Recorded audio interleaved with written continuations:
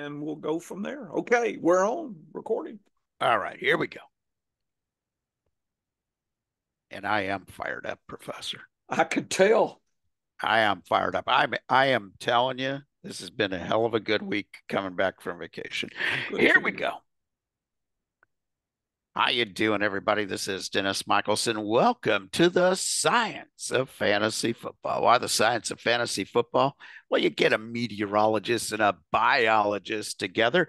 They're going to discuss, you guessed it, the scientific method. You thought I was going to say the Fujiwara effect. It's all over the news, folks. But no, we're going to use the scientific method that is guaranteed to make you a smarter fantasy football player. How can I give guarantees in a game like fantasy football? You must think I'm absolutely crazy. No, I'm not. Dennis, we call that slap dog nuts. Dennis is slap dog nuts. This is the professor jumping in here. No. It's the scientific method just means we're going to use statistics in a smarter way. So that is going to make us smarter and going to make you smarter as a fantasy football player. Joining me as he does each and every week, and now twice a week during the regular season. He is a real professor, folks. He is the fantasy professor, and he has his PhD in wise assology. Yes. Piled higher and deeper. Don't you ever forget it. The rest of you losers out there on Twitter, y'all don't forget it. It's John Bush. John, it is such a great time to have you back again this week. We have to laugh as some of my players are injured and some of my teams are flaming out here. Yes. You and I just were discussing, and I think I do want to at least kind of circle back to our discussion before. We've been talking probably 15 minutes before, but the reason I'm interested this year, what does for my team and my process do, or what happens, or what's going to happen, or what's the result of a lean tight end beginning? Let me just call it in quotes lean. There's injuries, there's distributions, volume distribute, things that are just, it was hard to pull out the Ouija board to figure out. I think you had some good points in your discussion. We were circling back to the better than zero concept. So every year something kind of happens, and it may be, I felt last year was kind of like, it was a little down year for Mahomes and Kelsey. I did do that, and I came back for more this year, and it hadn't hurt me. I think it felt like it hurt worse last year than this year. Maybe that's just me not remembering, but last year I felt like that. I wondered a little bit more about stacks, so that was last year. This year, right now, I think everybody's talking about the tight ends. And so regardless of, if I'm, if this hits me hard, I'll think I'll learn things, Dennis, and I think I'll be better. And I'm just not sure what I need to learn yet. And like I said, we all agree things could change. And, I drafted a lot of Hawkinson, for instance. And I mean, there's a lot of moving pieces yet. And so that was just kind of not sure I hit one point, but I feel like every year there may be a theme that researchers and you guys listening in your diary just kind of like, for instance, 2015, if you'll go back to my lessons, that was the first year I really thought about zero RB after the fact. That's because I lucked into that method and won probably the most money I've ever won.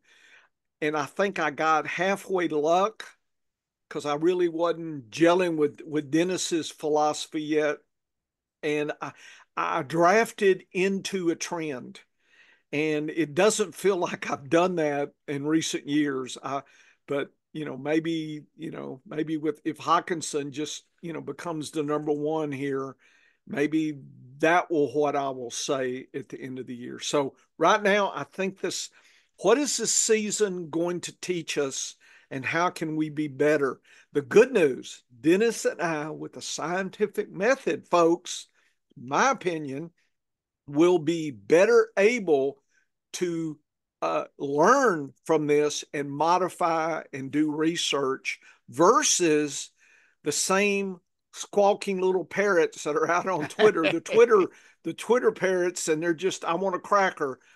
This is who was good last week, so this is who I'm, and it just gets muddled, and it's just this hamster wheel of buffoonery that I see out there on Twitter, and we're already into it. Dennis, should I draft Mark Andrews? Can you, drop him at this point? And just crazy stuff like that. I don't remember the tight ends hearing all this discussion. So I think that's what I'm going to learn this year. But I'm hoping Dennis is right. He's more of an optimist, regardless of his picture here with the picture of his soul out there, just the wind blowing through it. He's sad and he's just rusting on the vine. I love your picture there. And so anyway, Dennis, that I think I'll let you segue back into our discussion. Like I said, we should have started a before the show, and then we do after. So we should have, because you and I are just itching. It's like that horse at 1-5, and you can see they're just chewing on that bit. They're ready to crush their opponents. And that's kind of what I was feeling. I was been chewing on that damn tight end bit all early this week, and I needed to try to spit it out or swallow it. I don't know what I need to do yet to it. Yeah, it's first of all, 3 weeks. It's way too early to panic on anything. And, my strategy, my better than zero, tells you try to get an elite tight end and an elite quarterback because I know the data is going to find me gems like this year, Chris Godwin. Okay. Alvin Kamara. Now, I got bad news. Kamara missed practice today. Oh, I don't want to hear that. No, we don't want to talk about that. But, it's that time of the year that the veterans off But the and better than take a day zero off. with the Williams, I Oh, picked him yeah. up. I'm ready. Williams. And in my deep dynasty, I got Jordan Mims sitting there on every bench in dynasty leagues where I've got a little more roster space. So the better than zero strategy does a few things for you. First of all, it does tell you go get that elite quarterback, go get the elite tight end, but it also tells you not to ignore other value that is there. So you don't wear blinders. You don't say, okay, second round, I'm picking my tight end. Fourth round, I'm picking my quarterback.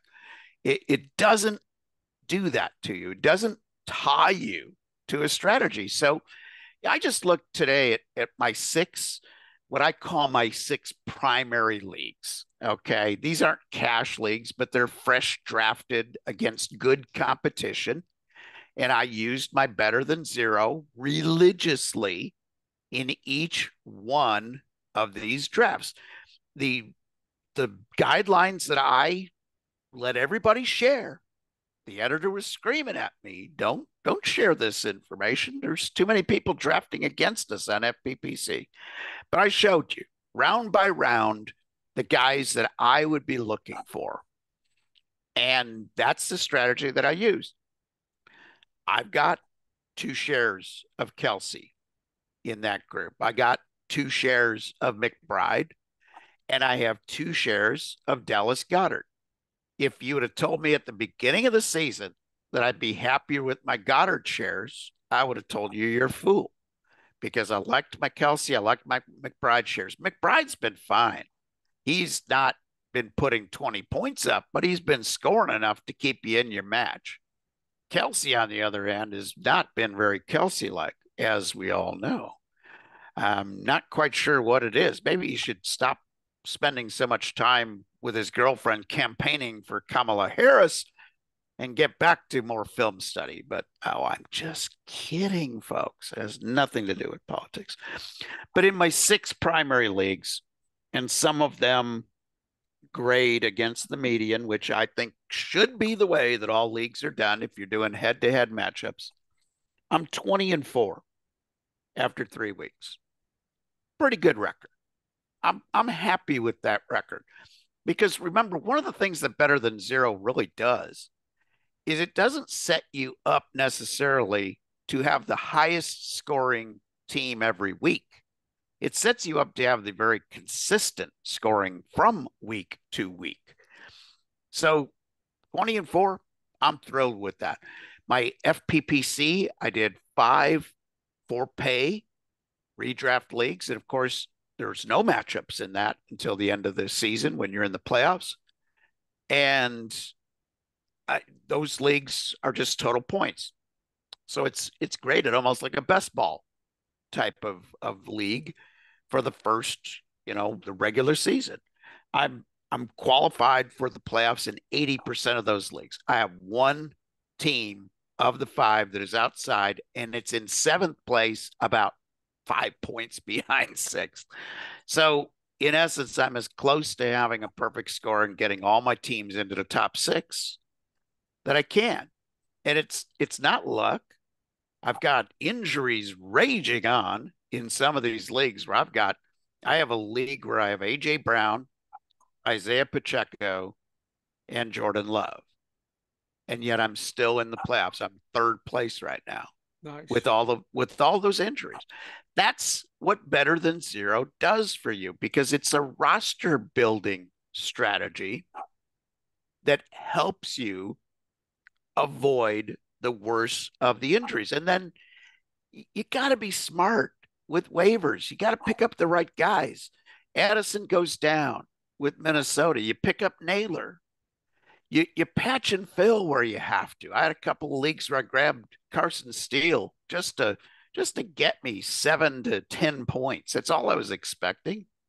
He got you 8 or 9, depending on your scoring. It wasn't a great week by any stretch of the imagination, but it was enough to keep you in the game.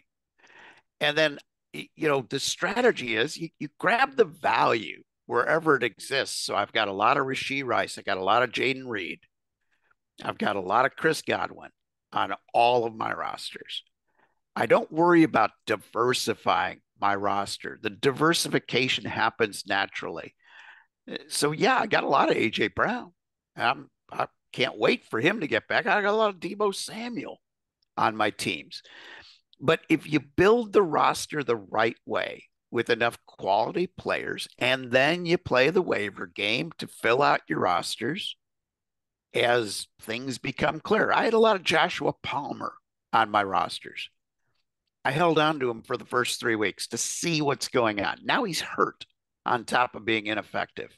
Quentin Johnson was the guy that stepped up and took over that top wide receiver spot for the Chargers. Plus, the Chargers are just not throwing enough. I didn't expect Dobbins to be healthy when I was drafting some of these teams. Later in the season, I got Dobbins and Vidal as my running back combo. As it became clear that Dobbins would be ready for week 1, and as he became more apparent that they were going to have a legitimate running back to start the year, and then Herbert hurt his foot. Now Herbert hurt his ankle. I started downplaying all of the Charger wide receivers.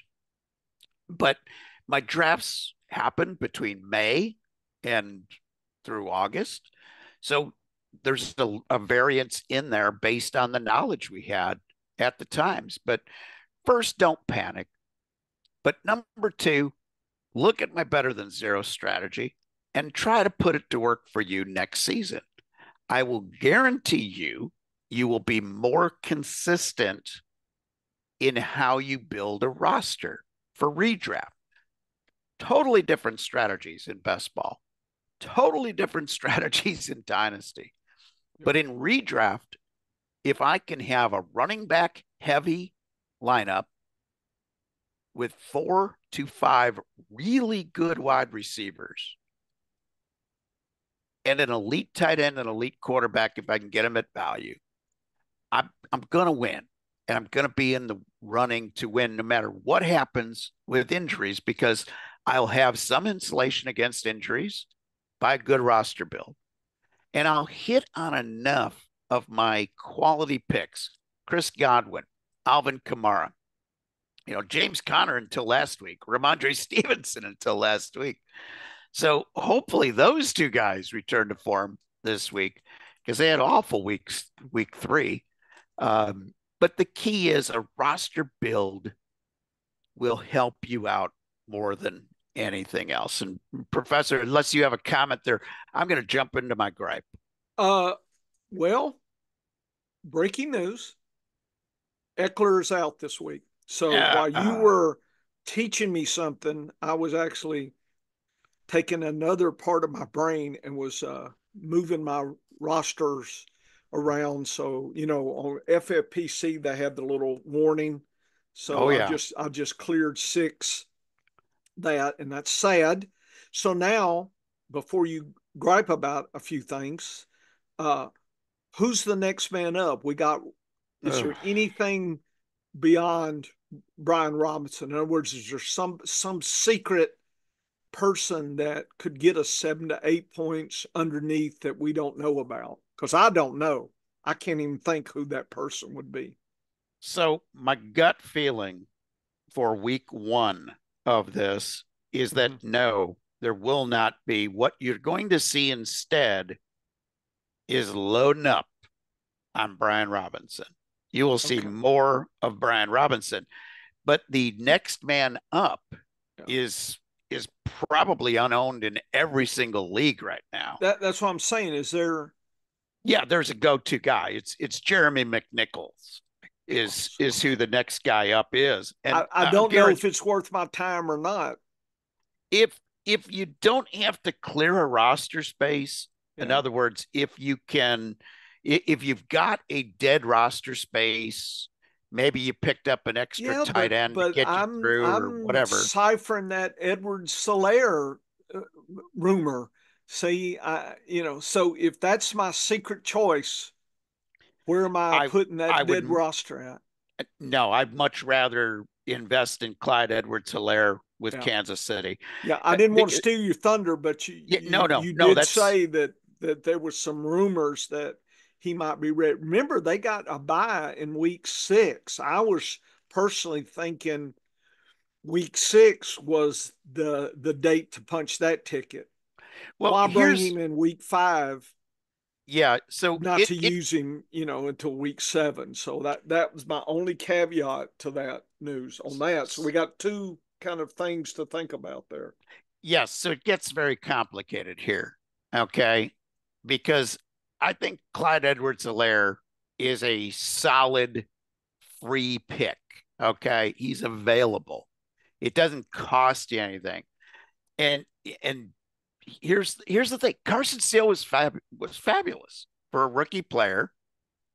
He's a fullback, okay? He has limitations. He didn't have a single rush more than 9 yards. That's going to be his style. So Clyde Edwards-Helaire is going to have a value that's capped because Carson Steele is still likely to come in for, say, some goal line carries and to get that chance at that touchdown, to vulture the touchdown. He didn't get a chance last week, didn't get in the end zone, but he's got a good shot at getting in the end zone any given week until Pacheco comes back. Because even if Clyde Edwards-Helaire, this is a strategy I think is going to play out. They bring Clyde Edwards-Helaire off of the PUP list week 5.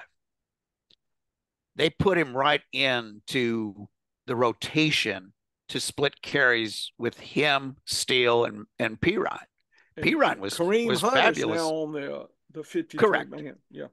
And then after their bye week, that will give Kareem Hunt time to learn the offense. If Kareem Hunt is looking really good in practice by then, then I'm afraid that he could come to the forefront and Clyde Edwards-Helaire can be gone. You almost have to draft 3 or 4 to cover all these possibilities, Dennis.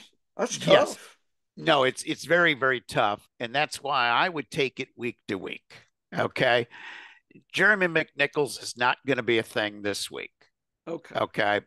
Unless he gets that freak. He's going to, when I say he's not going to be a thing this week, he's not going to get the volume. He might get A 3 or 4 touchdown. carries, maybe He could one or get you two 8 to shots. 10 if He you're desperate.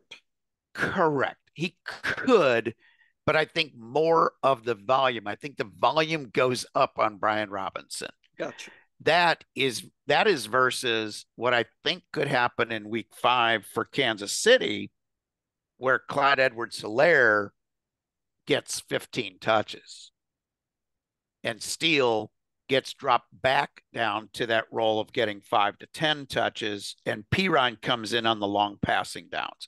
Now, Clyde Edwards-Helaire is also very good coming out of the backfield. He's just not as big as Pirine or Steele. And Pirine and Steele both made tremendous blocks in pass protection last week. So they earned more playing time on those third down plays. But, week 5, if you're looking ahead to week 5, the Chiefs are going to be in a very tough game against the Saints on Monday night. Yep. So I'm looking at a guy who's got some speed like Helaire might be a better option to do well against that Saints defense than a couple of plotters like Carson Steele and Samaje Perine. Those guys are neither one of them lost yardage, more than maybe like 1 yard on a carry. Their highest carry for each was 9 yards. And they both, were in that, same range of outcomes as far as yards per carry. So there's nothing differentiating the two of them except for Perine's got a little more experience in the passing game. But once Clyde Edwards-Helaire comes in, then you got a 3-man committee. Once Hunt comes in, one of those goes away. And it's either somebody gets hurt or, Steele plays on special teams, so he'll stick around. And then it's just a question of do they roster 4 running backs, or do they make Clyde Edwards-Helaire or Pirine inactive for any given week? It's going to get tougher after the bye week. But for week 5, now that's not week 4, folks. Week 4, you're still plugging and playing Carson Steele if you need to get somebody with a pulse who can get you, 10 points, 5 to 10. Yeah, he's going to be in that 7 to 12 range, and Perine's going to be in that 3 to 8 point range.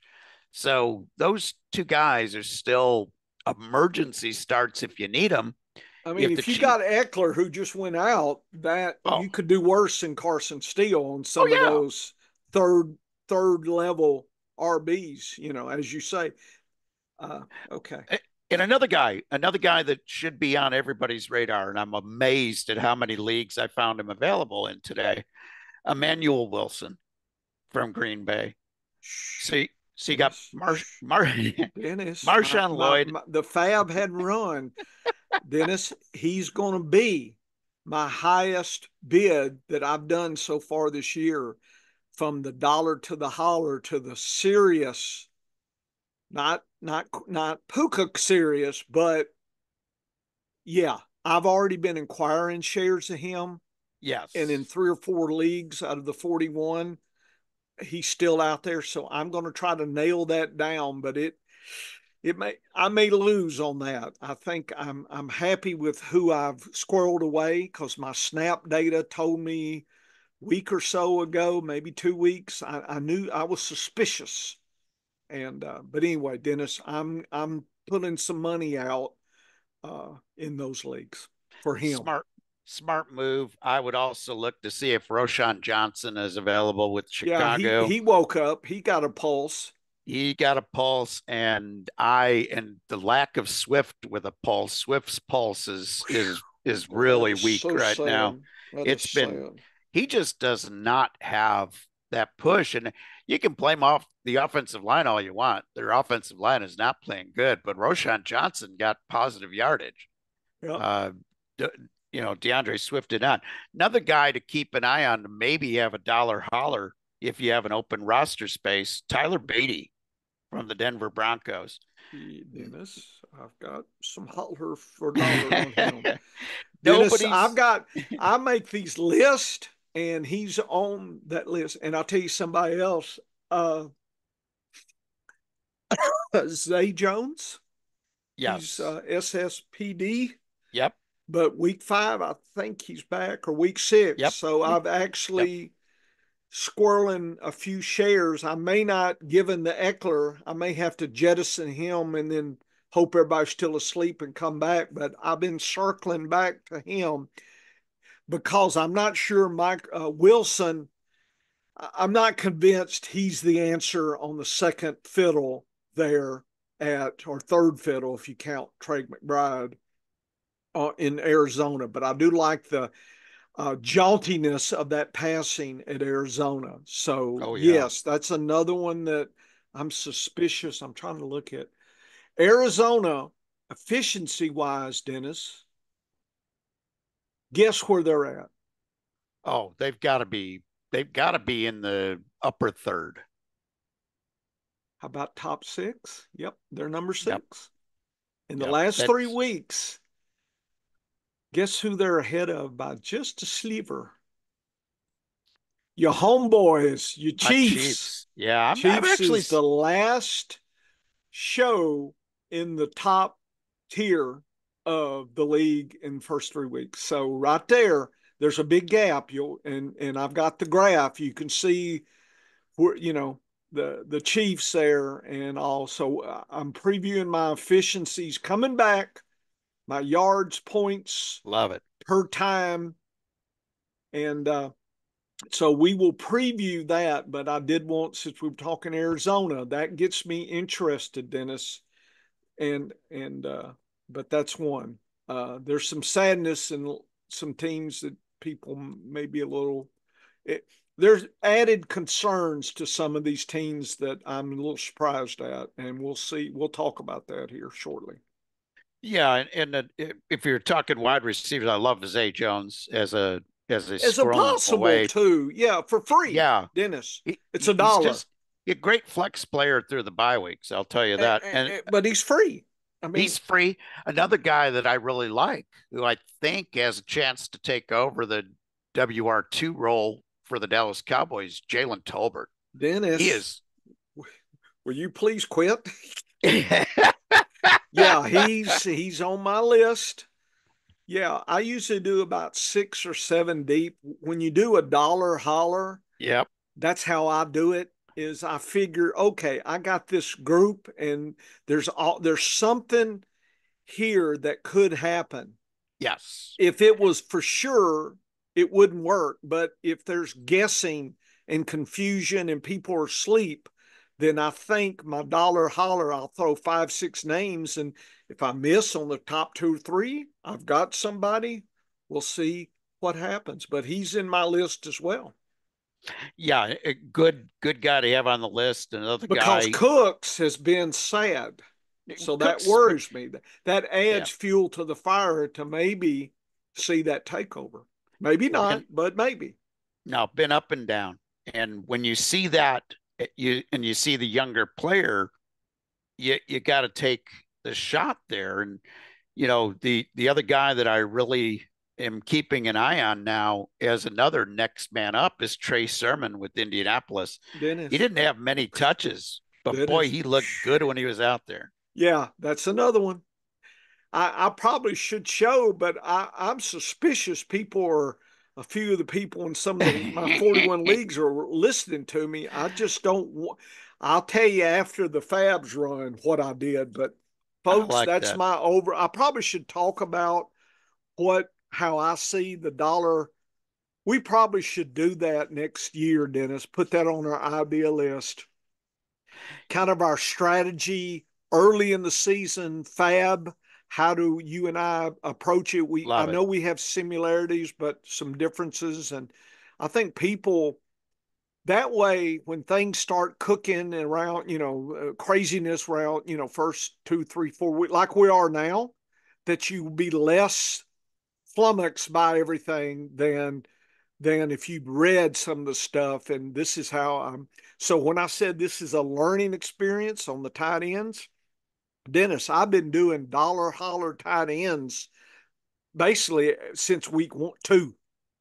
I got Strange last week. I got the Good kid pickup. from Cincinnati, that rookie. Eric All. Grosicki, Yep. yeah. Of course, now you tipped me on to him. Thank you. And but my snap, everything else worked for me too. But Grosicki was a questionable last week and got off of it. But he them old bones. In case he keeps getting older, that rookie could pay off later. So I'm stashing him, but I'm getting folks. I'm gonna get some more shares. It's like each week I take a bite of some of these people, and he is one I've been biting a lot more this year. I don't remember last year doing the tight ends in my dollar plays like I have been doing, and I got so lucky with Strange last time. Just okay, what if? And Yeah, sometimes you get lucky. and that's a great strategy because they were without a guy that they count on for a big part of their offense in Evan Ingram. You know that the next man up is not going to be a one for one, exchange for Evan Ingram, Nope. but he's going to be 60. If he's 60% of Evan Ingram, Yep. that's a heck of a week. So that was a good play indeed. Well, we won't give away any more of the professor's $1 hollers until Yep. maybe we'll talk about that Maybe on the show Friday Friday or Saturday, whenever we're talking. after those pass. But it's time for my gripe of the week Okay. because there were two incidents on my Twitter page today that got me thinking. Uh-oh. And that's always dangerous, Professor, when you get me Yeah. thinking. But here's my gripe of the week, folks. Fantasy football is fun. Yes, we love to win money, and winning money is really fun. It is fun. But this is something we should be doing. And I mean, even things like this podcast. I mean, things like the articles and all of the data studies that the professor and I do. Folks, if we weren't sharing these with you on the scienceoffantasyfootball.com, the professor and I would be still doing this and we would still be sharing it with each other. Yep. Because A, it's fun. Yes. Trying to figure out a puzzle. And Yes. fantasy football is one of the greatest puzzles in life, folks. But the professor and I love solving puzzles. Yes. We're broken down horse players, folks. Yes. Because we love to try to figure out that puzzle of forecasting the future. Weather forecasting is, again, meteorology is a science. Weather forecasting is an art. Fantasy football is an art form. Being able to forecast fantasy football outcomes takes a lot of skill that is developed over many years. Yes, you have those one-hit wonders that come out, never played fantasy football before, and they can't do any wrong. We see it all the time in some of our casual leagues. That's great. It just means they're pretty smart at understanding how football works. This isn't the first year watching football, folks. It might be their first year playing fantasy football, but they've been watching football a long time usually. But this is fun. Let's not forget this is fun. I saw a young content producer that was whining and moaning about, I spend so much time on these articles and I barely get a like. I barely get a comment. Who cares? You should be creating content because you love doing it. Because, folks, if it's about the money or getting attention, there's easier ways to make money and get attention in this world. Some of them on the getting attention side would include doing things that could possibly get you incarcerated, but I digress. You should be creating fantasy football content for yourself first and foremost. Is it something that you learned something from when you made that content? If it is, that content is valuable. That content is important and that content is part of you. It's something you should enjoy doing. I don't care if I put out 100 articles and I don't get a single like. The process that it took to produce that article made me a smarter fantasy football player. It did. That's why I do what I do. I don't do what I do to get attention from anybody. I do what I do to better understand how to play this game of fantasy football. And as I discover how to do that, I share it with you, the general public. So maybe somebody else can learn from all the research that we did. Number two, don't pick fights. My goodness, have fun.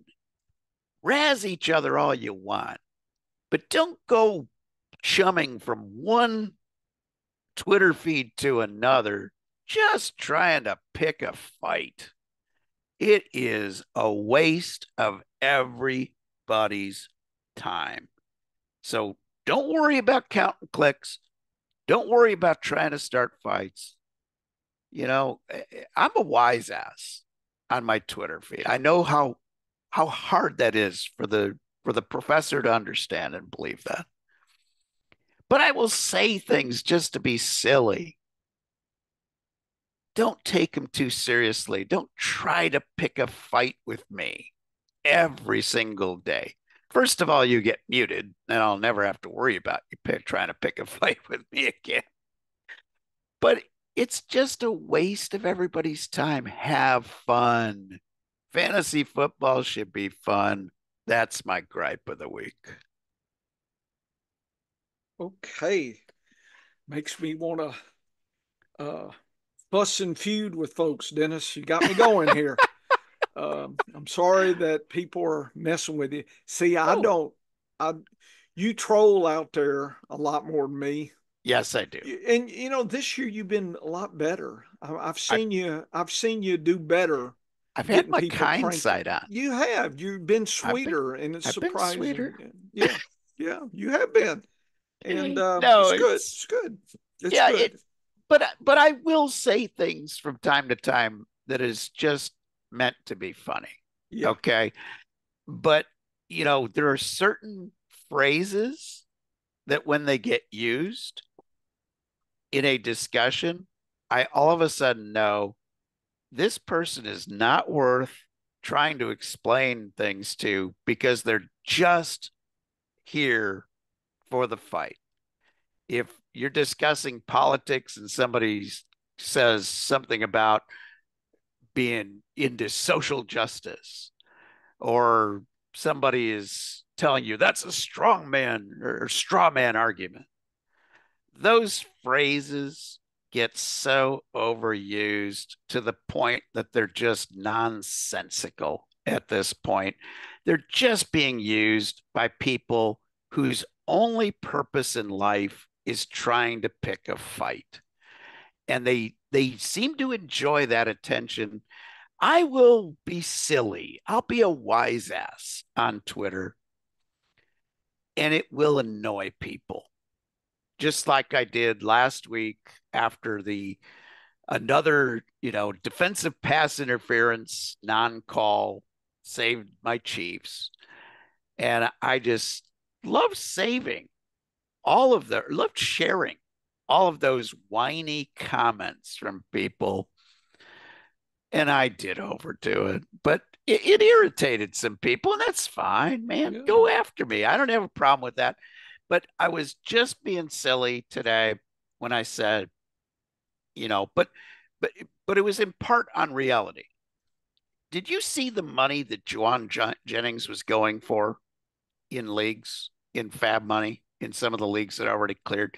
People No, were spending like 40 to 50% of their fab but on Debo's him. probably coming back, and Debo's Ayuk is coming back. there.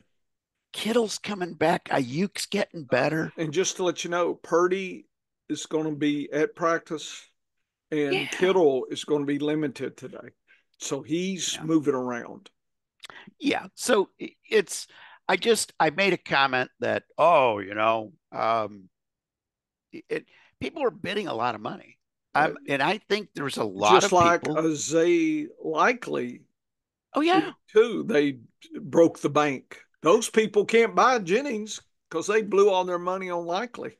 Yeah. They blew their money on a player who was not likely Yeah, to be producing that every single week. yeah, Because of volume, because of usage. And yeah, that's where professors' data comes into play. And one of the things I've been paying attention to this year, yeah, Professor, more than any, yeah. is your power rankings. I love these. Yeah, we're showing this for the video here, folks.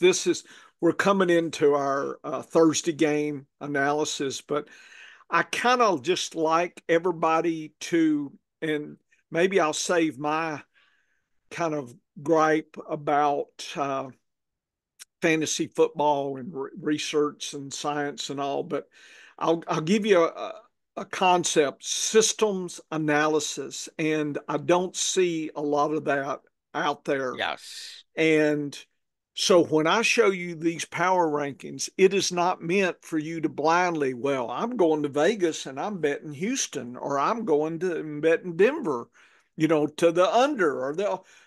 Now, this is just setting, it's like the tablescape for your team. Okay.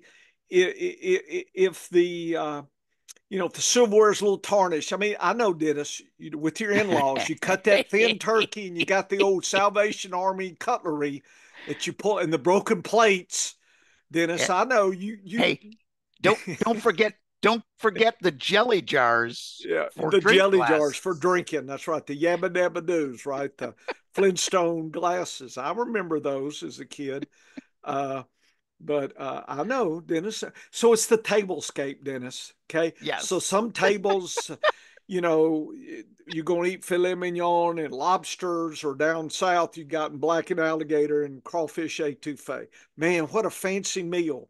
And so power rankings are part of that. And I don't see a lot of people acknowledging that a lot of these pieces that people bring up, and Dennis has warned us, you don't get an opinion and try to find something to back it up, right? Yes.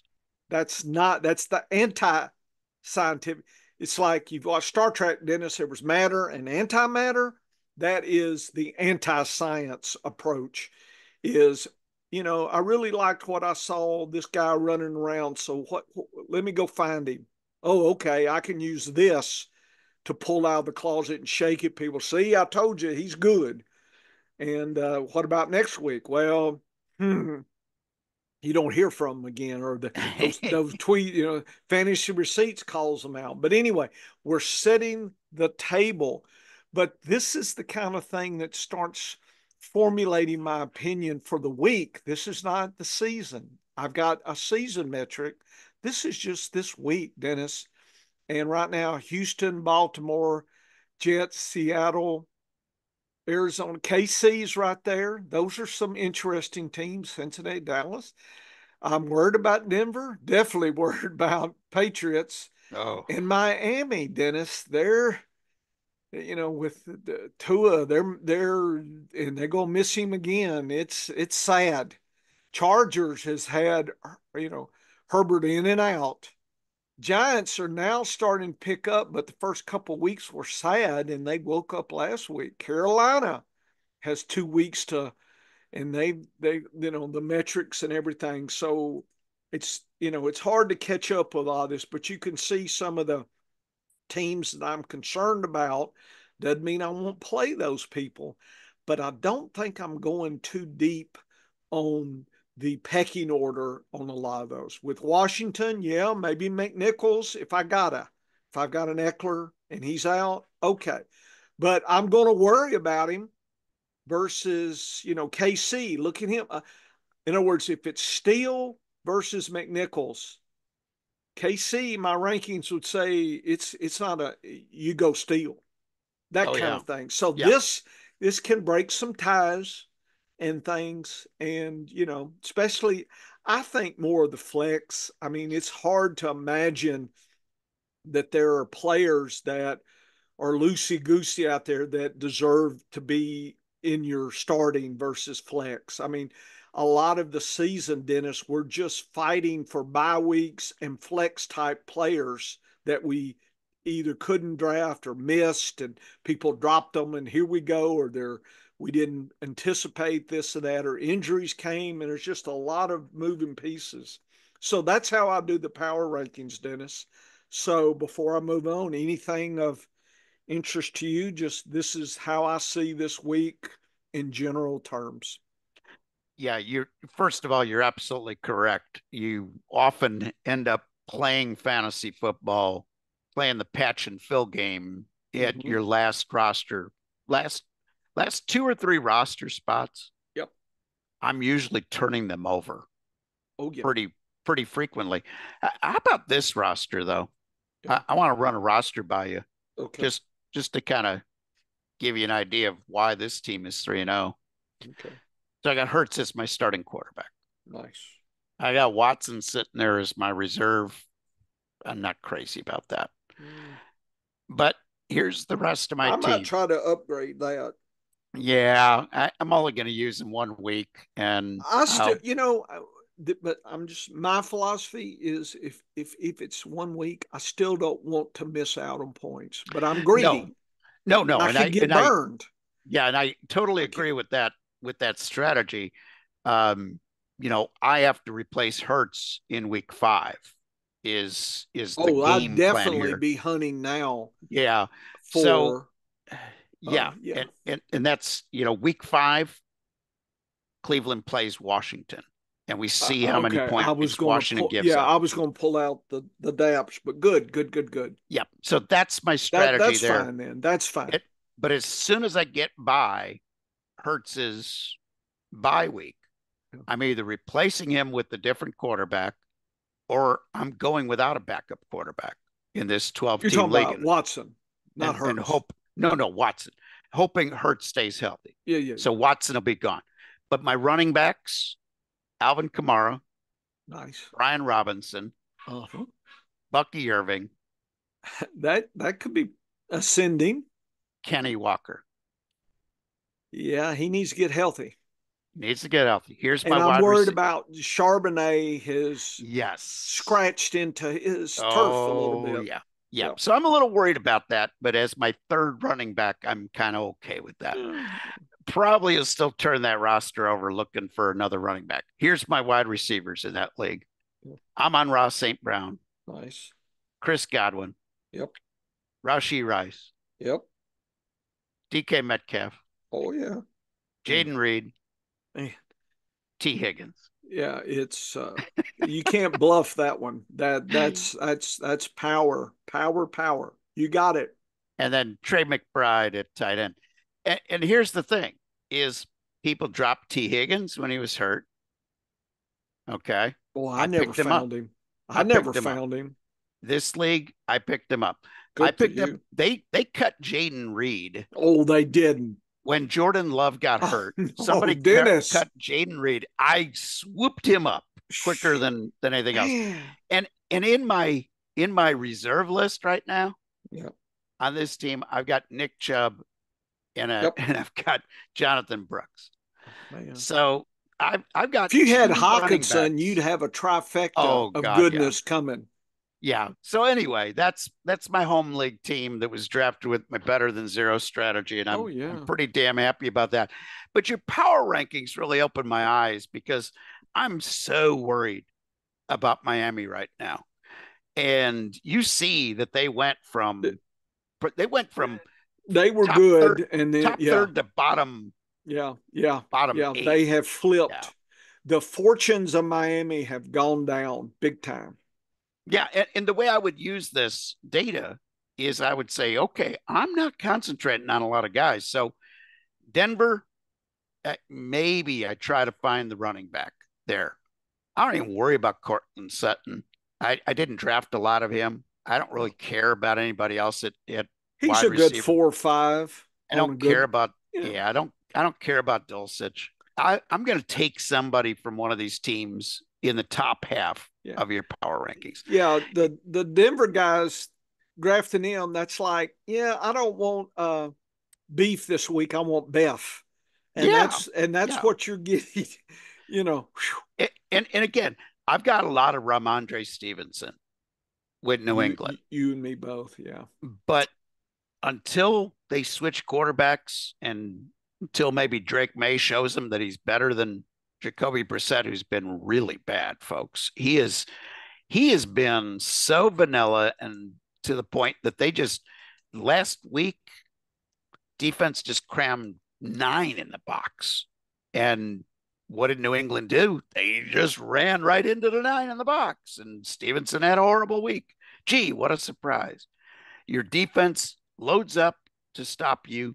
You don't even try to pass the ball. You just thank you very much. We'll take our 2 yards and be done. And those all of those teams in that bottom group, there might be one shining player on them, and that's it. So yeah. I mean, Giants have the Neighbors is phenom now. great, Yeah, yeah. but look at these This power is an rankings. overall, Dennis. This is not, Yeah, the unicorn. but here's what I'm going to say, Professor. When you are this weak as a team, you can stop one player.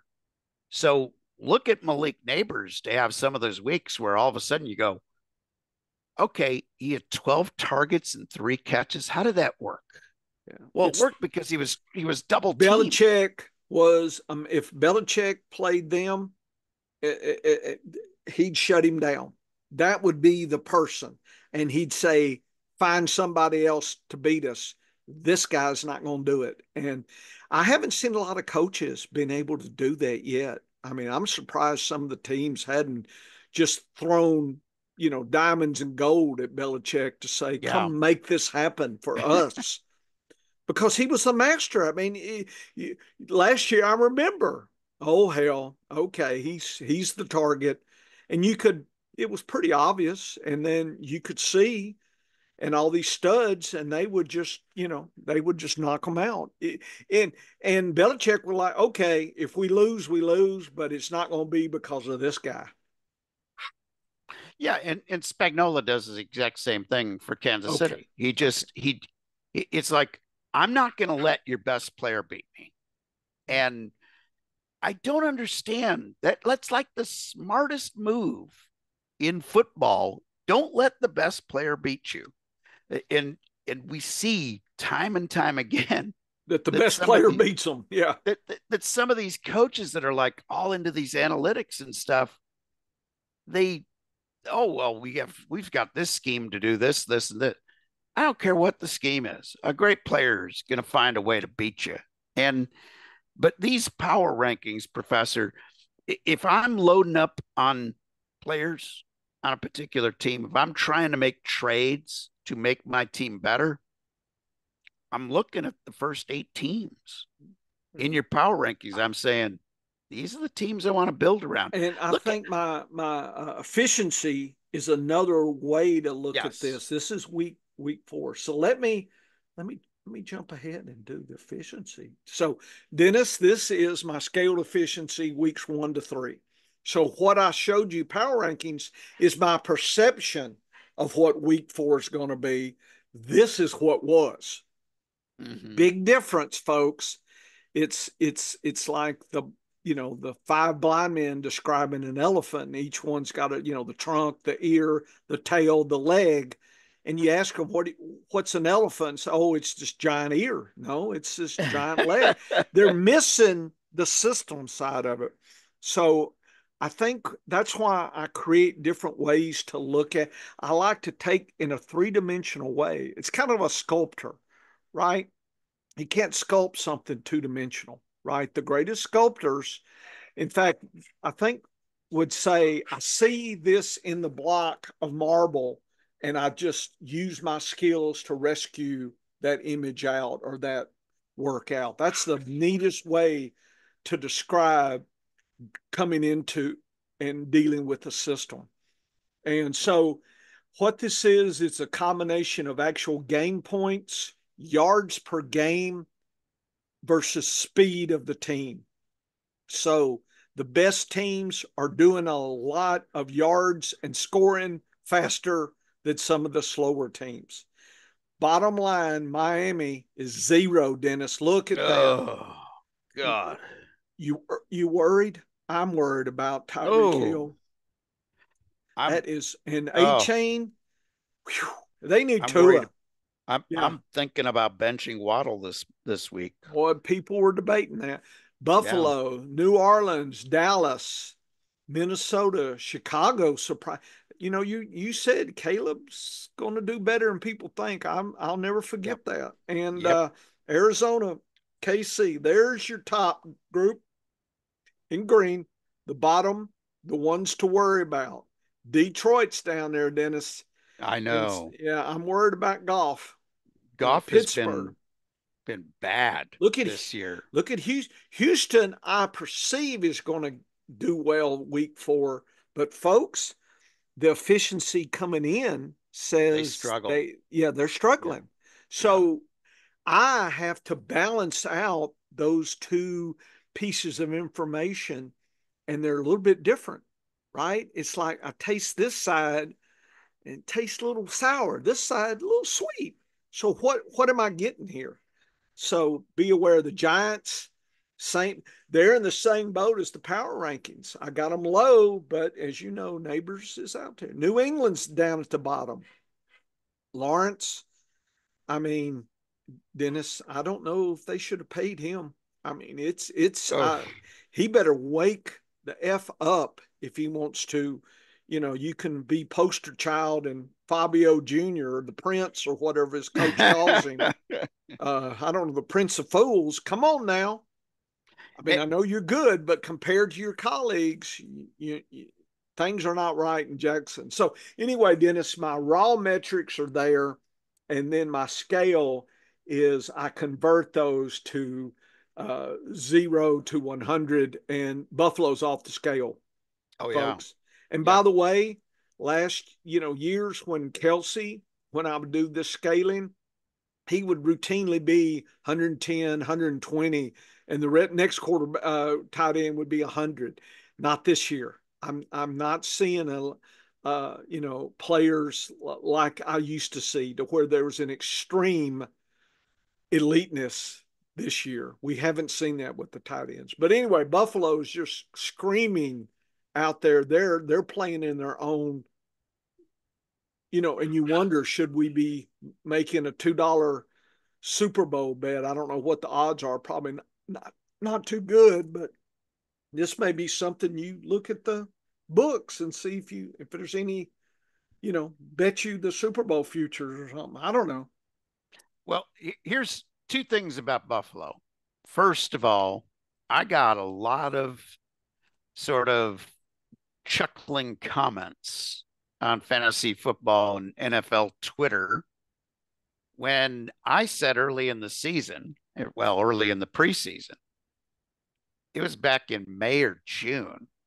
And I said, I actually think that Josh Allen has a better collective wide receiver group than he's had the last 2 years without Diggs. I said that. I said Diggs is one of the elite wide receivers in the NFL, and he still is, and he'll still be great. But Josh Allen has a better collective group this season than he's ever had. And people were like, oh, that's bull. You're full of it. You don't know what you're talking about. Folks, it wasn't that their wide receiver one is better than Stephon Diggs. It's a Gabe Davis and everything else they had the last couple of years because they weren't leaning on Shakir for some crazy reason last year. They weren't using him enough. What they had behind Diggs was awful. It was worse than awful. There's got to be a level of putridness below awful. And they replaced that with three guys who are not as good as Diggs, but are certainly much better as a collective group than Diggs was with his collective group. And the data says that. Now, part number two about Buffalo is they've had a very weird scheduling advantage.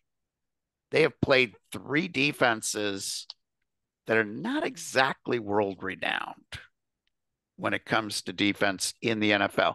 They had an easy schedule to start the season relative to average. So I would expect some of these numbers to come back to the pack. Yep.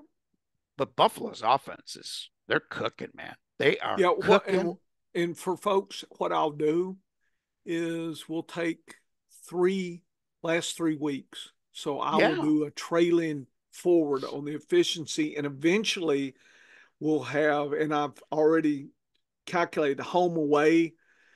It's a little rough right now, but I wanted to at least start that process. And I think the efficiency and the home away efficiency and the tendency rush pass balance is going to get Yeah. nothing but better. And we'll have a better understanding for props and trades and waiver. We'll have so much better understanding. But this is the context, Dennis, that I like to have. Oh, And yeah. this, when I make so I make this old fashioned way. I don't have I do all this by hand, and I remember it more. It's like I tell students these days, do your own notes. And a lot of them, they don't write anymore. And I'm saying the old days we didn't have the internet, so we had to take notes while the professor talked. And the process of taking the notes, rewriting the notes, organizing the thoughts, that's how you learn. And so, folks, by doing this week and week, in about 3 or 4 weeks now that I'm starting efficiency, Dennis, a lot of this is going to be like, yeah, I know kind of where Seattle falls. I know kind of where, and if I see something dramatic like an injury, and I can, hey, boy, that person really caused a ruckus. I think Tua has really sent Miami into a spiral. Oh, yeah. They weren't ready. And so I wonder, Dennis, just some research down the road, another one of these ideas just to track that kind of injury versus efficiency of the team. Does a quarterback really make something versus, say, losing McCaffrey? Oh, yeah. You know what I'm saying? Yeah. That would be the question. And I like to see the last 5, 6 years. If I need interns, I got questions. But it would be nice if we could say, folks, the impact of a quarterback is blank percentage of efficiency versus losing the WR1 or the tight end one or whatever. I bet there's differences. I just don't know what they are yet because I hadn't done the research. Well, the craziest thing that we saw last year was when Deshaun Watson went down, Cleveland got better. Yeah, with Flacco, yeah, and we saw that. My And, efficiency, they yeah. went up the ranks. And when Burrow went down, Yep. you know, the Bengals didn't get any worse. They No. stayed pretty close. And that's decent backup, but also great coaching is what I And so attribute that to. Miami is being exposed right now. I'm just wondering that coach, he needs some more seasoning. I don't know how is he an old guy or is he a young guy? No, he's one of the younger guys, I'm and just wondering if it was a Belichick, I don't think we'd see this dramatic fall off the cliff. I well, believe he would try to manage and patch and fill. so here we've got a couple of things to compare to. Okay, Miami decided not to keep Mike White, who was a competent backup. He wasn't great, but he was competent. Yeah. And they rolled the dice with this Skylar Thompson guy who really just is not ready for prime time. Compare that to what the Green Bay Packers did, because late in the preseason, the Packers looked at their situation at backup and they said, we're not liking this. We're gonna trade for Malik Willis. And everybody at the time, oh, why are they throwing away a 7th round pick for Malik Willis? We know he's toast. Well, they saw something in him. Yep. That they thought they could coach him to be better than what he's been. It reminds me so much, Professor, of when I used to see at the harness races a horse get claimed by somebody, and they weren't running all that great. They were like 4th, 5th, and the trainer put in a claim, and then all of a sudden, they had to move him up in class. Those were the rules. Yes. So he went from a 10 to a 15,000 claimer. All of a sudden, he's running 1st and 2nd. And you look at that, you go, how did that okay, happen? Obviously this trainer knows what the heck he's doing. And he saw something in trainers that can horse. have nutrition. They can Yes. have different vets. They can have different training regimen. They may put him longer or shorter, or in with the flats, Dennis, it's turf. Is it dirt? Is it Yep. tapeta? Is it marathon or is it short? I mean, you have a lot of things and jockeys and equipment, right? Blinkers and all sorts of, maybe a gate dancer mask or something. Remember he had the old hood with Oh his yeah. ears. And Yep. Jack Bamberg was a expert Oh at yeah. using all those old tricks those old trainers would use on horses, and all of a sudden, people, horses would wake up, and it'd be too late. There went your shot at that horse at nice odds. It, And they it, track a lot of that, first time oh yeah. blinkers, first time Yeah. Lasix, first time, blinkers off, blinkers on, claiming, second time claiming. I mean, they pay attention to all that because they have people who are interns and they have experts and they got data and they got people directing them for that research. And we need that here in we fantasy. we need we need some more interns, but Yes, the we do. the key is the Packers saw something in Willis. His first week out there, not so good. Week 2, he looked a heck of a lot better. So, you look at these situations, these two very stark situations. Miami is just flailing. Tyler Huntley was signed to their practice squad. He might know the offense well enough to play this week. Professor, I think even if he didn't have a clue of what the offense was, he could do better than what we've seen out of Miami without Guess Tua. guess what team is the most uncertain with my uncertainty metric this week? Miami, New Oh yeah, England, and that makes a lot of Atlanta, sense. Tennessee. Makes So this is another, and this is just for week 4, folks. This is not season. The surest teams, the range of outcomes is pretty much what you think for Dallas, Cincinnati. See, Houston. So I'm really hoping that they can get it together and that efficiency. So I may have overbit on Houston this week. Detroit's well, another one. Uh, Mixon's back. Mixon will be what's that? back. Who's that? Joe Mixon will be back. You think he will? Yeah, I Well, think he'll I be need back that. this week. I And need that. Yeah. and you saw the difference of a good running game, Oh yeah. because it just hampered everything that they did. But here's the key: lousy week for that offense. Yep. You still had Diggs at 20 points, Yep. Collins at 12, and Tank Dell at 11. Yep. So lousy offense. You still had production out of your wide receivers. You just didn't have production out of Akers. Akers looked like we thought Akers would look like. Now, we said, I was all over pick up Cam Akers. He'll get you 7 to 12 points. That's all you're going to get. You're not going to get a 20-point performance out of him like you had out of Mixon earlier this year. You're going to get 7 to 12. He had 9. He got you 9. So that He didn't was, hurt oh, you. he didn't hurt you. And that's the key is if you got a patch and fill at running back to deal with injuries when guys go down, like we've seen them go down this year already, that's the kind of guy you plug and play because you knew what you're going to get. Nobody else was healthy in the running back core other than Akers, and you knew you were going to get 7 to 12. Yeah. He gave you 9. Be happy and go on. The guy that I'm unhappy about is CJ Stroud because we got a lot of him in Yeah, these sure leagues did.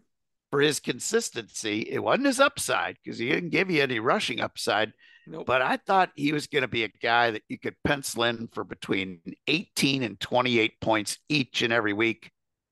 He didn't give you that last week. So that's where you got some sadness with Houston, but I'm glad to see them where they are in I'm these I'm rankings. more hopeful this week. So It gives me some hope. yeah, and so this is just setting the table again for all our game by game. The Squirrel Husky we'll talk about, but moving on to Thursday, we're talking Dallas and the Giants. So Oof. Dennis, Dallas, very much spot on, low uncertainty. The Giants much higher, so that's a little issue. Giants low efficiency, Dallas high efficiency, No. and power ranking this week. There's the Giants very low ranked, and Dallas is much higher. So all the different pieces that I like to think about the tablescape, it'd be like a tale of two sides of the table, right? It's Dennis and his close family and friends, and it's those pesky in-laws, right? The you know the the chairs are rickety, the broken plates, the old bum bum victuals that you threw to them, the thin pieces of turkey. We don't care if you ever come back, Dennis. I know his side filet mignon with the lobster on top. I think they could get the trick, Dennis. Serving them spam turkey for Thanksgiving. Come on now.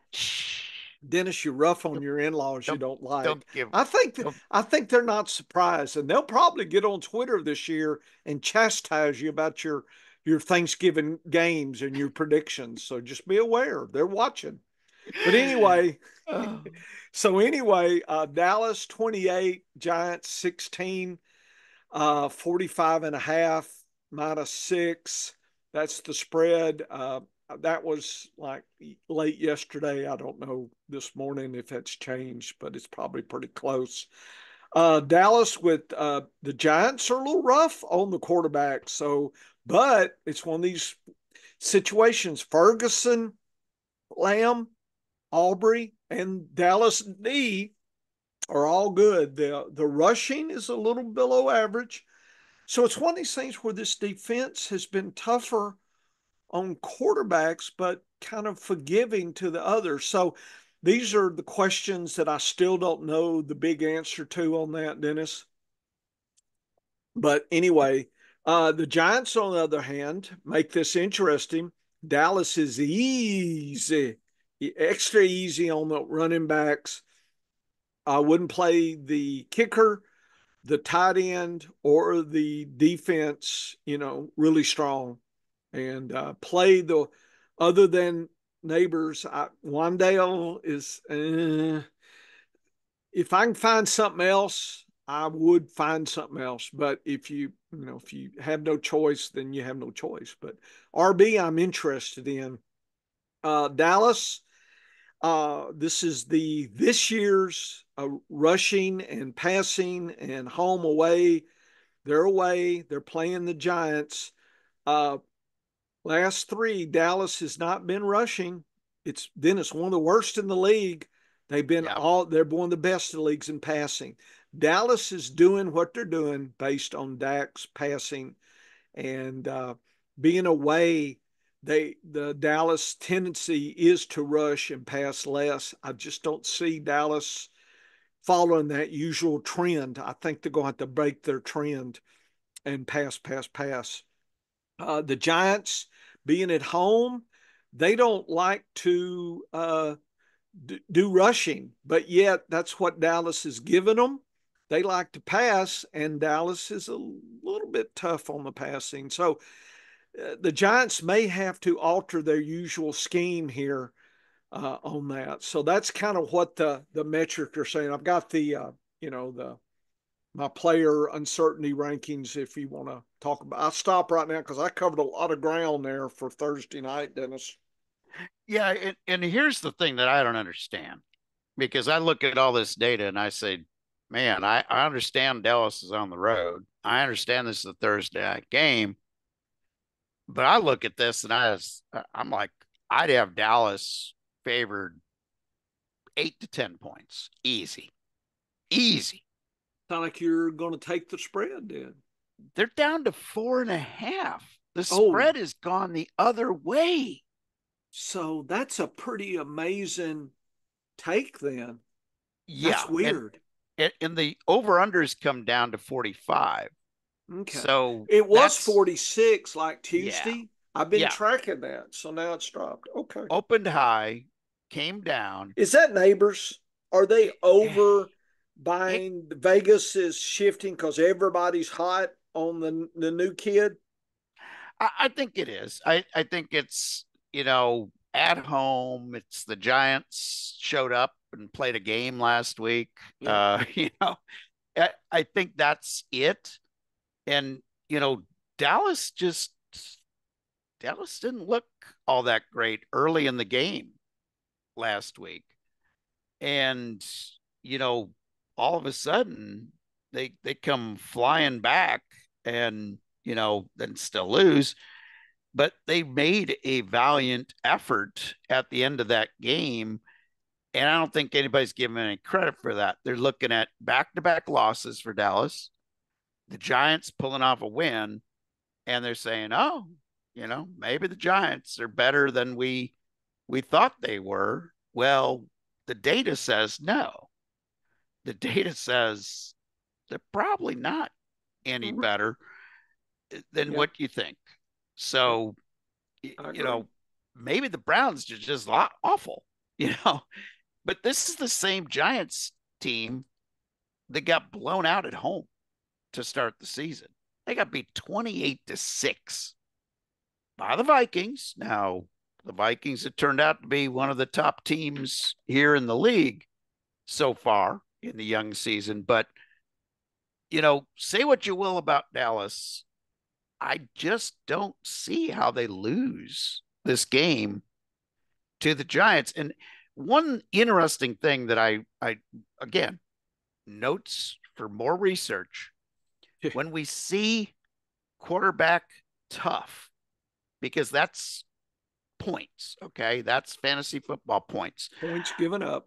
I wonder if the QB tough thing is a sign that a defense has not given up a lot of rushing yards and rushing You touchdowns to wonder the about that opposing because this quarterback. doesn't track that. It just No, tracks fantasy points. fantasy points. So I would wager that they've been good at forcing some turnovers, Yep.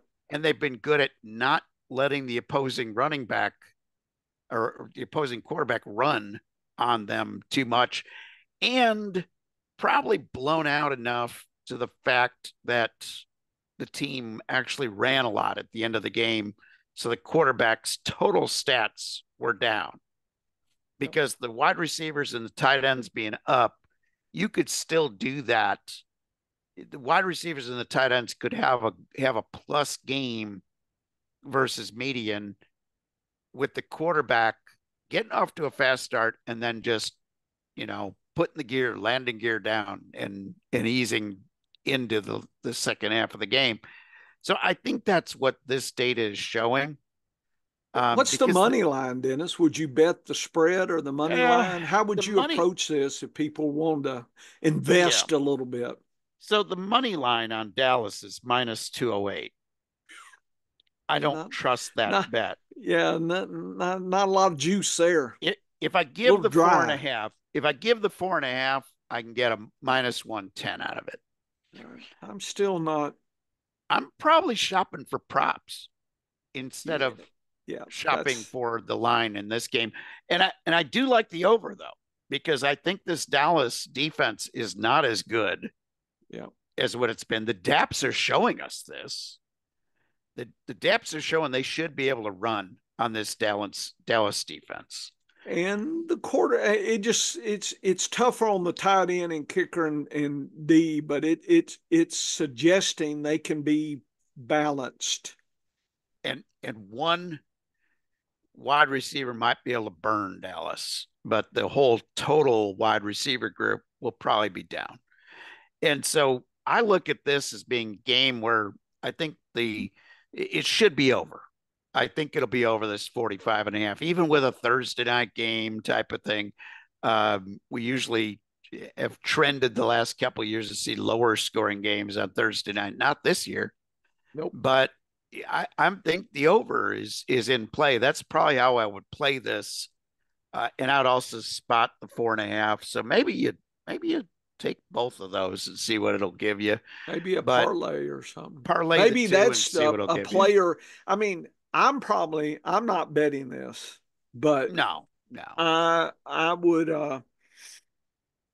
would just watch this I if would I'm watch betting. this, but on as far as fantasy football goes, you put CeeDee Lamb in Oh there yeah, all day long. and You got Dak, Ferguson, Ferguson. You're going with the Dallas kicker. their All running would be in back my lineup. Ezekiel's been really. I had higher Ugh. hopes that he would be a 10 to 12 guy, and I'm Rico just. Dowdle has actually been getting more of the volume. But And he hadn't been doing what I need oh him to no, do with the few no, shares I have of him. no, no, he No, hasn't cracked 10 all season long. that's Ezekiel killing me. Elliott fell in the end zone week 1 and got you 12 points. Yeah, I think I He had him in, he ain't but got you nothing the last 2 weeks. I yeah, I this got burned last week because I didn't have much choice in some leagues. Early on last week against Baltimore, remember Dak wasn't looking good. Like that whole offense wasn't doing very well. CeeDee Lamb had an off game as well. Baltimore shut CeeDee Lamb down Yeah. as much as you can shut CeeDee Lamb down. It came from the secondary receivers. You Yeah. know, Ferguson Oh, was hurt and he had a good game. Tolbert had a good game. yeah. So this is going to be interesting. I think Dak needs to start strong in this one and should be able to have a good game against the Giants. I think if anything, Dallas is going to have to throw a lot. So look for a CeeDee Lamb game, maybe Ferguson game. But yeah, I have a hard time betting, giving too much odds on Dallas because Dallas has been kind of average to below average team to start the year. But I do like the over in this one, that's for sure. I got it. I got it. Uh, I will have these up. These are actual right. I have CD really high this week, higher Yeah, than last week. And yeah, Ferguson, mm, 47 is yeah. but compared to the rest tight ends, that could still be fine. So if I had Ferguson playing, Ezekiel and Dowdle, Dennis, that's 3-4 territory, RB 3-4. Uh, That's about, yeah, it's uh, sad. Is there any juice with Deuce Vaughn down the no, road? If the no, no, nothing, no, nothing. Okay, no. Aubrey, you gotta love the kicker. He's been quite the Oh, hero for him. He yes. really has, and he's got a shot. Neighbors 65. I got him in WR2. That may be underselling him, but my whole team metric is sad. You can see Singletary. Yeah. I have hopes that he'll get me 12 to 15 points. I'm a little more optimistic, and I probably should be, but Dennis, I do like that extra easy for the Singletary. I'll definitely probably flick him in where I've got him and just live with whatever I get. But I'm not Daniel Jones. I know he did. Dennis, I just couldn't see much else here other than those two. I mean, And Wandale Robinson, I guess if you got a deep flex and you just have if Thielen and some of the other players are hurt, not playing, I guess he's a hope and pray, but I wouldn't look to put him in if you got other options. I really yeah, wouldn't. last week I fired him up because in one team I was without CMC, Yeah, Mixon, and AJ Brown. yeah. What So else can you do at that point? yeah, you roll the dice on that one. But I'm sorry, in Debo, Yeah, not AJ Brown. yeah. Debo was my wide receiver that was out. So I fired him up. He got me 13 points. I was happy with that. Oh man, Single that was a great week last week for Yeah, him. he's been okay this year. He's at 11, 9, and 13. So he is benefiting from teams trying to He's shut right down Malik on this Neighbors. side of the median. Yeah, yeah. I again, as your second flex, we play a lot of second flex leagues in Oh, I FPPC. definitely. Yeah. So two flexes, two wide receivers, and you get into buying injuries, You'll take 13. you'll take 13 points and you'll be happy. Uh, Singletary's been fabulous, although last week he wasn't fabulous until really late in the game. Most of those points, he had 18 on the day. Most of those came on one carry Yeah. where he was good for 15 points. Yeah. I Or I'm just think sorry, Neighbors nine is going to points. keep them all. And I think Singletary will keep them, will get you what you need, Yeah. median points. And I'd find it hard to not play Neighbors and props and stuff. But I bet Vegas has got high props on him just because of everybody remembers what was going on last week. I don't know their formula, but I would love to talk to somebody that sets those. I wonder if last week it was like Juwan Jennings, the props this week, is that biased to try to get Oh more yeah. action, that kind of thing. I just wonder in that equation, and I don't know what it is, where last week, they're trying to overplay and entice folks and say, let them take higher, like, Juwan Jennings, okay, 80 yards and, as you're catching. And that's, that kind of thing. I'd push him a little bit if I was Vegas and you probably still get people biting on him, that kind of thing. I just Yeah. don't know those secrets. I wish I did. I need to go Na- talk to one of them. Neighbors prop at Hmm. 73 and a half yards. See, boy, That's a lot of yards. that, yeah. But he could do it with one catch. It's crazy. Yeah. Yeah, there's a lot of very interesting gamesmanship that goes from there. So on Sleeper, they're Yeah, not even putting a Jennings line out right now. yeah. They are not publishing a Jennings or an Ayuk line, Yeah, they don't want to touch and that right now. and they don't even have a line for Samuel. They don't expect Samuel to play. So, Yeah, and they don't have any line for Kittle. They're putting no yardage props out for the receivers for San Francisco. There's so much uncertainty with what's going to happen. Very interested to see how the prop game is played. But for this Thursday night game, I do think there'll be more scoring, but I do like Dallas. So head on over to the scienceoffantasyfootball.com. Check out the professor's efficiency data, his power rankings. Use that data to be the tiebreaker between two very similar players. So if you got two players that you're trying to decide on who to start, go with the team that is higher ranked in the power running and doing better in the efficiency because those teams are actually scoring points. And that's what you want in fantasy football. I'll have a points report coming, taking a look at my weekly values and all of the updated data after week 3. All of that over at the scienceoffantasyfootball.com. And come back here on Saturday for another edition of the Science of Fantasy Football. Get to work, folks. Hey. So after the show here, Dennis, I thought we might spend maybe 10 minutes on my snap data, or do you want to spend it on your by the numbers? Either one is Oh, very intriguing to me. no, You let's want, look at the snap data. I want to look at yeah, the snap because you data. know your other stuff. So let's see. Yeah, I know. Okay, snap data I here. get all the free stuff I can, Professor. Yeah. So this is on the scienceoffantasyfootball.com, folks. Dennis, are you seeing it? Did I share this with you? Did I forget? Maybe. Yeah. I Yeah. Let do not. me. I don't haven't had a chance to really look at much today. So, Okay. So here is positional ooh, usages, team usages.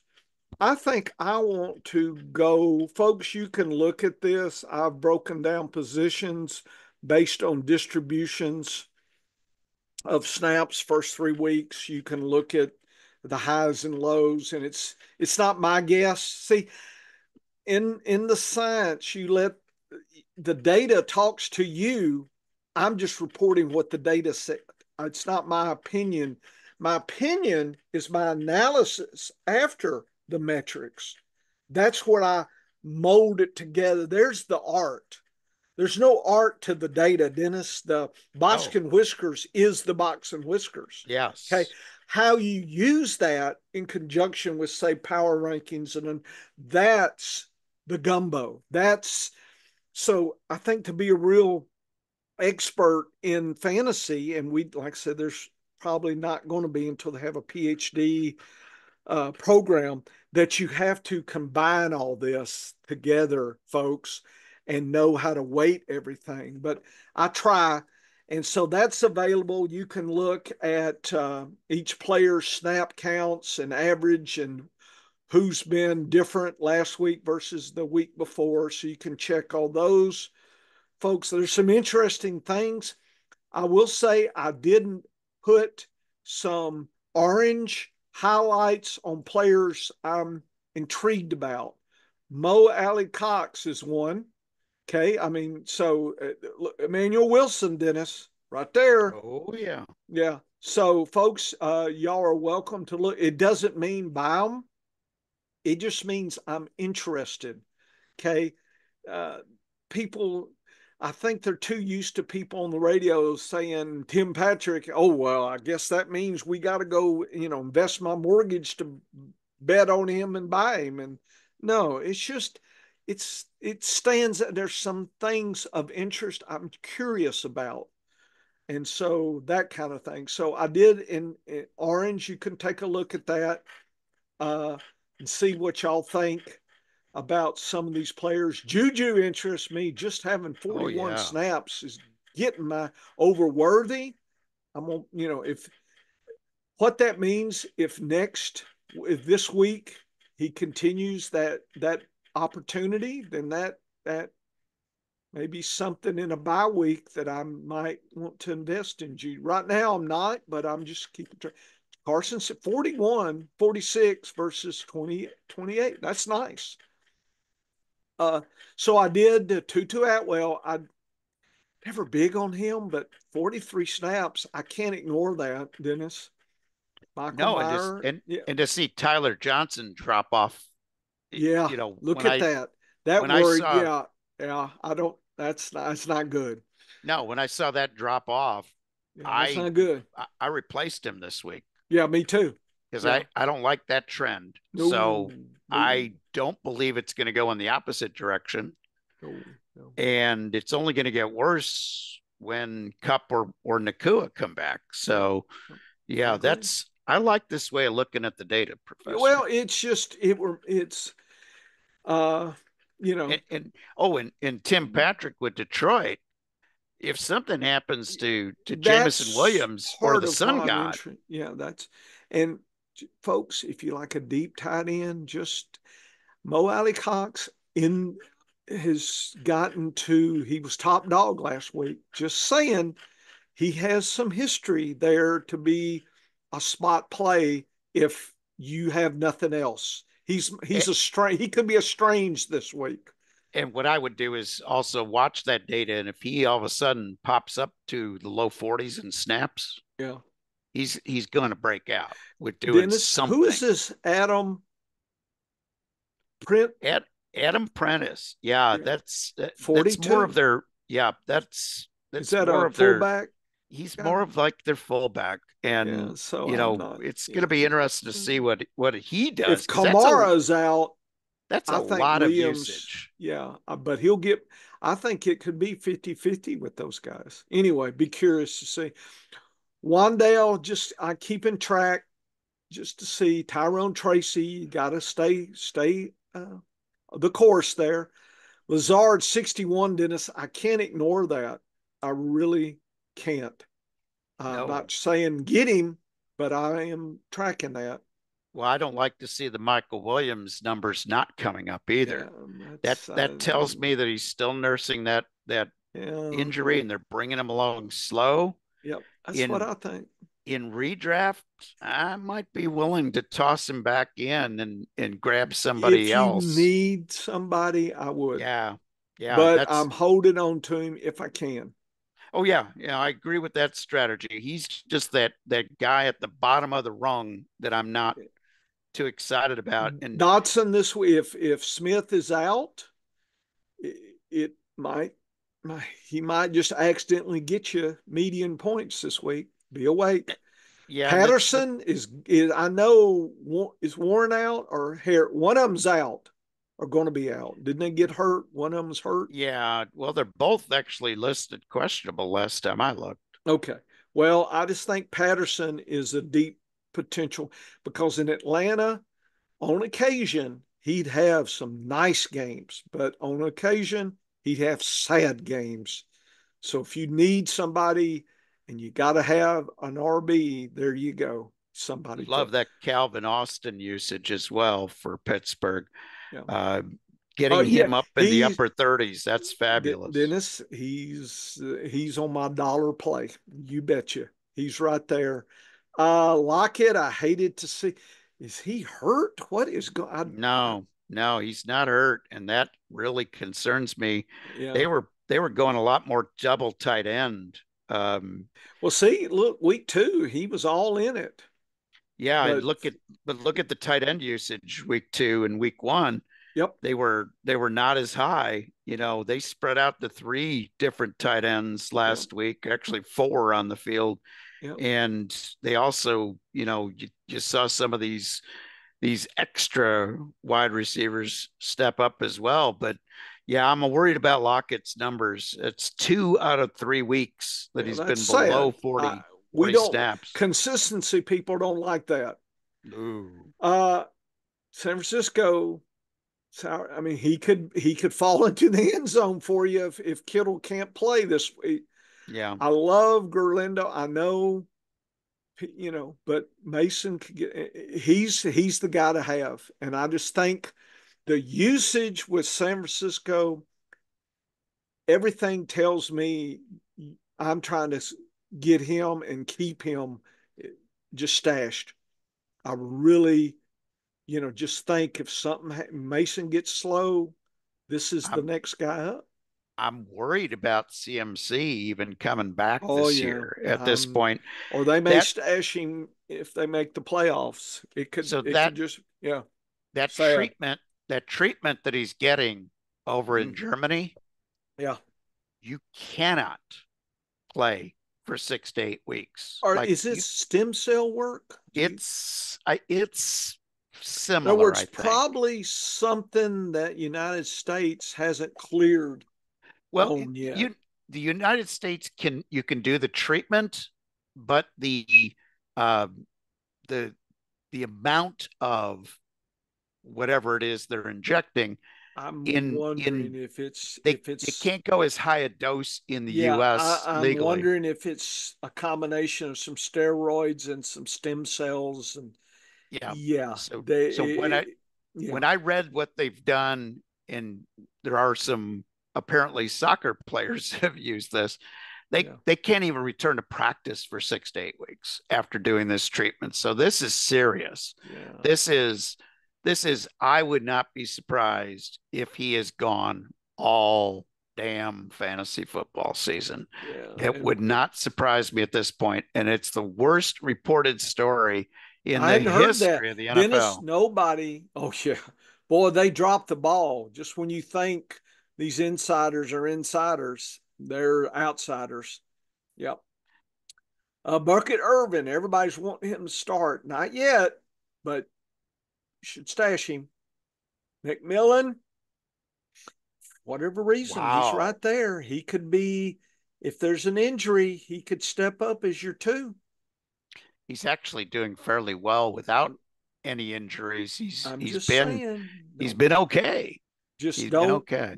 So, Dennis, when I highlight this, there's just something that caught my attention.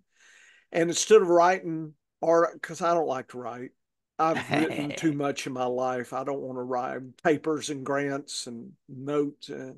I just rather show you what I'm seeing and let you decide.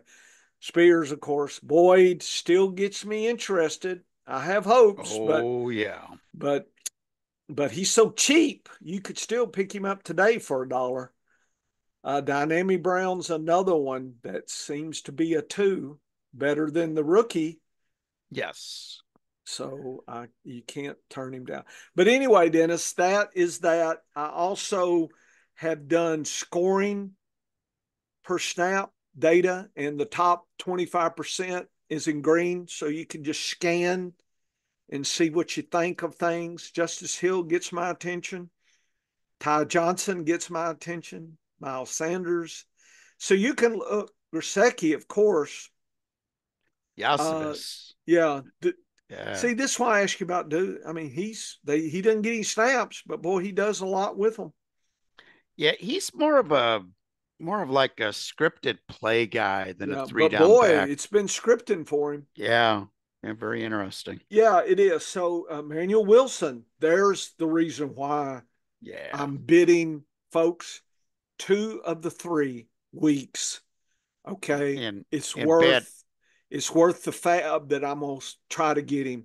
I'm not. It's not gonna break my bank, but it's if people think they're gonna cheap him, they're wrong in my and leagues. I'm gonna and grab. I've got a and lot of him already. I'm gonna finish up where he's at. Sure am. bad news for Jaden Reed today. He came up gimpy.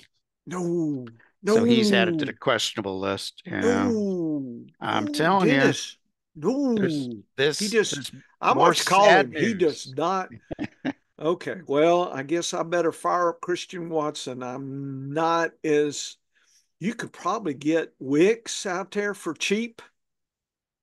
I think Yeah, I think this is the week that Dobbs might actually do you something. could get him cheap too. Dollar. I think I've got both of those in dollar plays. I It's may have to revamp those. going to be interesting to see if Love steps up to the Boy, plate in I a hope he division game does. against the Vikings. Yeah, yeah. Anyway, folks, this is the kind of thinking that I'm interested in. Josh Downs came back nice with the scoring. Pierce took a tumble. That's sad. As expected. Pittman. I'm sad. I Oh, don't know. Pittman's been my worst miss of the year. Yeah, that's sad. So anyway, boy, do we miss Pacheco or what? Uh, Oh, yeah, Juju's number 2,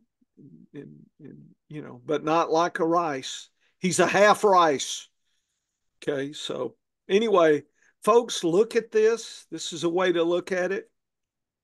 Uh, so this is the kind of thing where you just need to get you a beverage and just go through and take notes. You could print this out and think about it. And then I did it within populations just to show you the weeks and whoa. see what's going on with running backs. We've had some nice outliers weeks 2 and 3, but not week 1. So week 1 was really different than weeks 2 and 3 as far as outliers there. But anyway, you can see the consistency. Look at David Montgomery. He's a 3, right? Yep. So look Yep. for the threes, and you see, Dennis, Nobody else is a three except David Montgomery. There's Right. twos. So in scoring per snap, so that gets my attention, these kind of things. So just let this pay attention a little bit to you. Tight ends. Brock Bowers, I went to 30%. This is at 25. I skewed the data a little easier. They got them to 35%. So I was Brock Bowers is a three, Gosecki's a three. Zach Ertz is a three. Love my Zach Ertz shares. Brenton Stange is a two, Dennis. If Ingram can't Wow. go, he's he's my dollar holler this week. I'm picking up where I missed him last week. Just wanted to let you know. He's as good as a lot of them out there.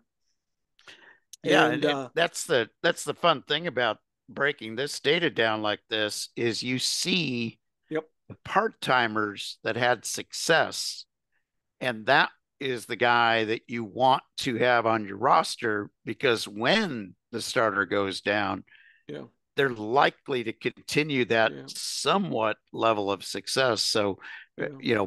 Braylon Allen with Oh yeah, he's a two. the Jets, He's he's a had two. two solid games, He's and a two.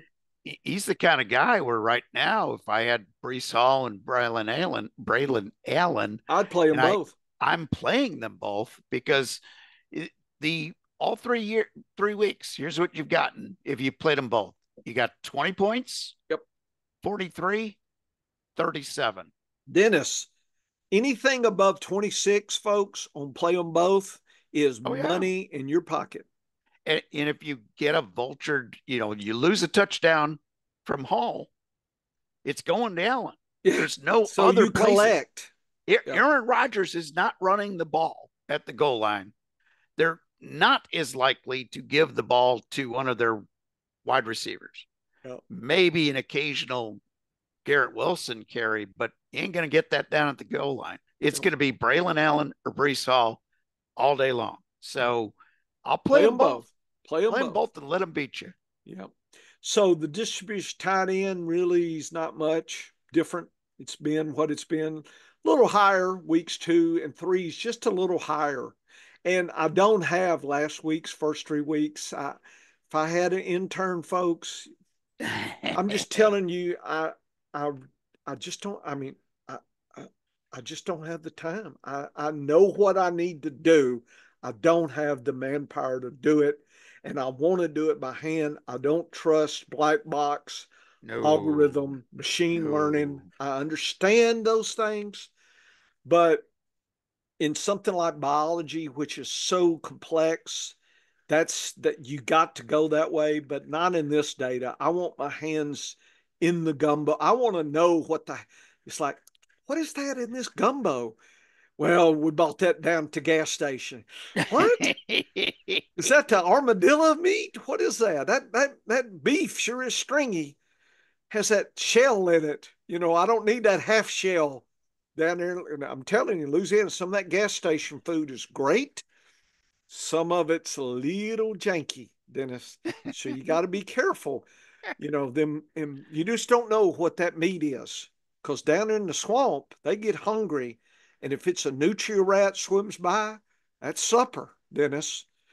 I'm just and they can marinate the crap out of that and put that cayenne pepper and that Tabasco, and you'd be like, man, this is never quite had this wang before, but it's good.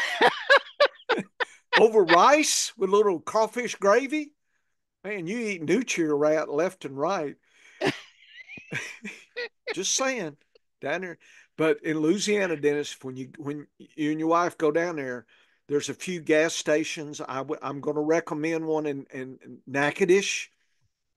The Yankees don't know how to pronounce that. They'll call it Nacogdoches and all Oh these other yeah. terms. It's Natchitoches, and they have a gas station, Little Cajun, I think, and you walk in, it's like a lunch counter. I'm telling you, their boudin balls are great. You get two or three of Ooh. those for the road heading down. You definitely want a pit stop there, and the boudin balls are wonderful down there. Or get your boudin on a stick.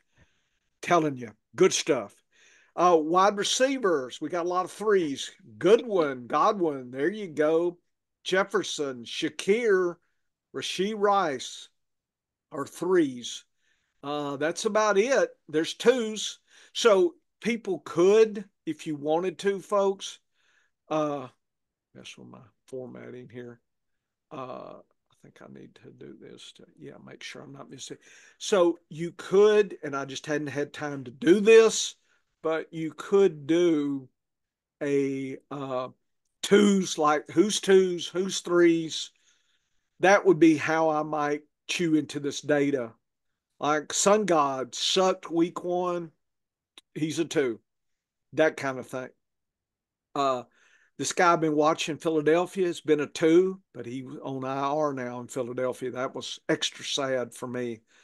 Uh, this guy from Cincinnati's a two. So there are Naylor's a two. He almost was a three.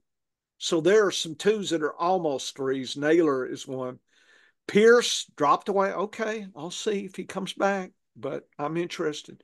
Tutu Atwell's a two. Jalen Reed's a two. So, folks, this is another way to slice and dice the data. And overall, look at this. Wide receivers, week 3, not too bad as far as the box there, Dennis, but been some nice outliers. Week 2 was a little sad. Take a look at that. Oh yeah. Bam, sad and good again. So, again, if I had last year's week 3, it would be nice. So, I'm going to try to remember where I put this because I'm going to put deep storage. I have 2 hard drives on my computer. So I deep store things and I forget where it's like that, like that gumbo, frozen gumbo in the deep of the freezer you serve your relatives you don't like. Man, this gumbo, is this freezer burned? Put enough hot sauce on it, Dennis, and that scares that freezer burn away. And they, boy, this is good. And you trick them, see. So I'm that's you could tell. It's a good thing my wife's here. If she caught me treating my in-laws like this, I'd be in trouble. So I'm just you got to be slick, Dennis. Or better yet, can't tell you, but if you got like that old freezer burn gumbo and you make some fresh, you can mix it in and give them the mixed, and you Ooh, save the good stuff for yourself. I See, I like know how that. you play that. Down in Louisiana, we reward our friends, we punish our enemies. Okay, Dennis, that's an old Machiavelli trick from Italy. Those Italians knew how to be mean, right? I know in Chicago, Capone, I know they punished their enemies and rewarded their friends. And the Chicago machine did that. So the New Orleans machine does that. So those Cajuns out there, the cooks do that. Anyway, I had to make Dennis laugh. So that's my, and just want to let you know, Dennis has put week 3 by the numbers, and it is worth your time to scan and just look through this. I love this because this is a snapshot for me to make sure, and it's not the top, right? But I like Dennis puts it like right here, adequate. I like to see just to make sure I'm not missing anything. Like Roshan, he's a dollar play, may not be a dollar play, but that kind of thing. And maybe this next level that could, if you think could ascend. And so that's how I use Dennis's data is a wake up. Make sure folks, I don't have time. 41 leagues. I'm not catching everything. Dennis, his weekly number article is so good to make sure you're not missing. I urge you before you do your final lineups just to scan through, just to see what hits your fancy. And if you see somebody who's that? Just go and look at our metrics and other people's metrics. Just make sure. But Dennis lays it out for you. He's so too sweet. But there it is. And so I really like that article. Another great article this week, Dennis. This is spectacular. And I'm glad we have time to share this. And of course, the tight end, folks, Oh, his his poor performance could be my saving grace this week. So Correct. just be aware that. And so these days, I'm looking down here in the game losing level, hoping I can pull a rabbit out of a hat down here. And then, of course, Dennis is going to give you the whole thing. So, folks, I know we don't have time to do everything, but Dennis and I try to give you the foundations. And I think on our shows, the game by game stuff, I think we cover everything. So that's why I like what we try to do. But we need some interns, folks. We would show the rest of these folks up. They'd be like, "What's this?" So you wonder, is it just name recognition, or is it metrics? The big places, or that's a question. If anybody's thinking about writing, I think that's what you need to look at. If you're thinking of a article on how to write something, just go look, see what people are doing, and see if you can do better. And you know, is it Tony Potter with two N's? I don't think so.